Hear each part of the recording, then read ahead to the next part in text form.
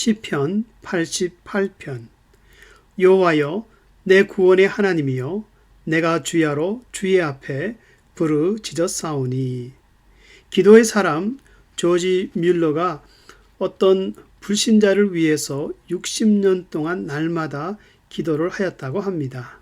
하지만 그 불신자는 조지 뮬러가 살아있을 때 회개하지도 않았고 예수도 믿지 않았습니다. 그런데 그 사람은 조지 뮬러가 죽은 1년 후에 회개하고 예수님을 믿게 되었다고 합니다. 그래서 늘 뮬러가 믿었던 것처럼 성도들도 믿고 확신해야 할 것은 예수의 이름으로 기도할 때 헛되지 않고 꼭 열매를 맺는다는 것입니다. 본 시편은 욥과 같이 육체적인 고통, 신앙적인 고통, 그리고 배신으로 당하는 사회적 고통이 기도 속에 묘사되어 있습니다. 그래서 개인적으로 재앙을 당하여 생명의 위협을 느끼고 있었지만은 그 와중에도 믿음의 중심을 잃지 않았습니다. 본 시편의 표제에 보면은 에스라 사람 헤만의 교훈시, 성가주의자 마할랏 르안롯 장단에 맞춰 찬양하는 시라고 되어 있습니다. 여기서 마할랏 르안롯이라는 말은 고통으로 인해서 영혼의 아픔과 질병이 생긴 가운데 부르는 찬양이라는 뜻입니다. 그리고 에스라 사람 헤만이란 헤만 자손으로 성전에서 영주하면서 노래하는 자라는 뜻인데 그가 무척 고난 가운데 있었습니다. 사망을 당하는 것 같고 매일 기도에 헌신하였지만 고난을 치유할 수 있는 답을 찾지 못하였습니다. 그리고 그 고난이 우연히 생긴 것이 아니라 7절에서 18절 말씀을 보면은 주의 진노, 주의 모든 파도, 주의 두렵게 하심, 어찌하여 나의 영혼을 버리십니까? 자신에게 주어진 고난이 하나님의 진노로 인하여 하나님이 만드신 환경임을 알고 있었습니다. 그래서 위쪽을 바라보아도 하나님의 진노요, 안쪽을 바라보면 낙심과 불안뿐이었습니다. 그러므로 바깥쪽을 바라보아도 현재 당한 일들이 나를 위협하고 돕는 친구들이 떠나며 앞을 바라보아도 줄어들지 않는 어두움뿐이라고 말씀하고 있습니다. 시편의 성도는 이런 죽을 것 같은 고통 속에서 고백하기를 3절과 5절, 17절에 보면은 나의 영혼에 곤란이 가득하며 나의 생명은 음부에 가까웠사오니 죽을 지경에 이르렀으니 주야로 쉬지 않고 하나님께 기도할 뿐이라.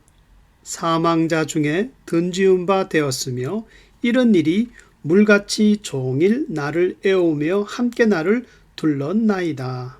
그래서 시편의 성도는 그 영혼에 곤란이 가득한 것을 토로하고 있습니다.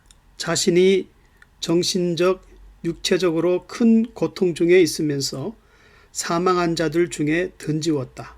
살육을 당해 무덤에 누운 자와 같이 되었다고 표현하는 것은 그들처럼 버림을 받았나이다. 즉 하나님이 기억지 아니하시고 하나님의 손에서 끊어진 그들과 같이 되었다는 것입니다.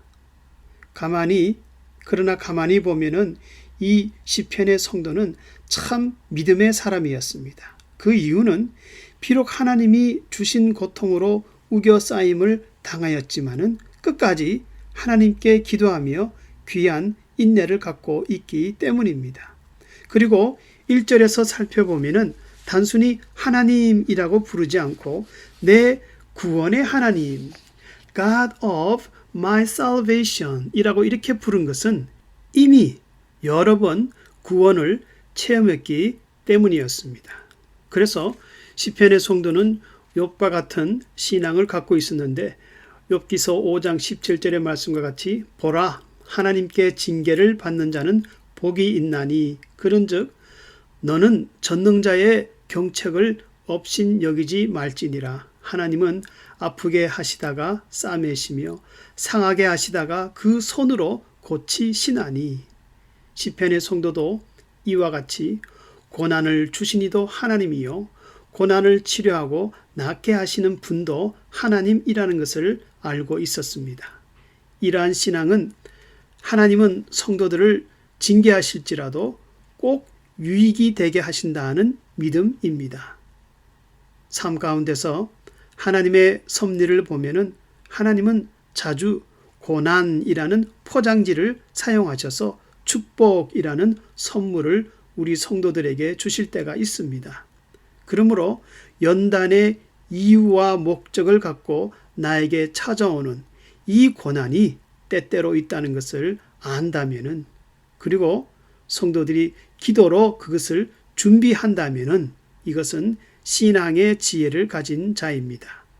그래서 베드로전서에서도 미리 경고하기를 4장 12절을 보면은 사랑하는 자들아 너희를 연단하려고 오는 불시험을 이상한 일 당하는 것 같이 여기지 말고 이상히 여기지 말고 오직 너희가 그리스도의 고난에 참여하는 것으로 즐거워하라. 또 하나의 시편 성도가 가진 귀한 신앙을 10절에서 14절에서 본다면은 죽은 후에는 몸으로 하나님을 섬길 기회가 없지 않습니까? 그러므로 이 고난과 함께 죽기 전에 하나님의 도움으로 성도의 본분을 다하게 해 주시옵소서라는 것입니다.